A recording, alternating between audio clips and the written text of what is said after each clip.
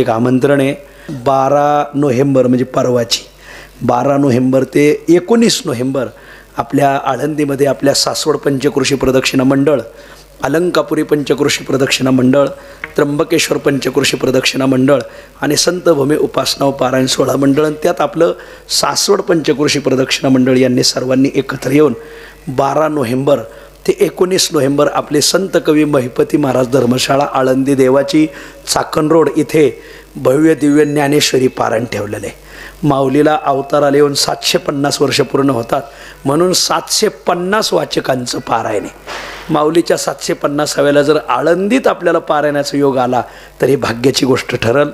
11 नोव्हेंबरला मुक्कामी आळंदीत यायचं चाकण रोडला इंद्रायणी हॉस्पिटलच्या पाठीमागं आणि 12 नोव्हेंबरला सकाळी पारायण सुरू होईल। 4 ते 6 काकडा भजन, 6:30 ते 10 पारायण ज्ञानेश्वरी पारायण, 10 ते 12 कीर्तन आणि मग 12 पासून अन्नदान चालू।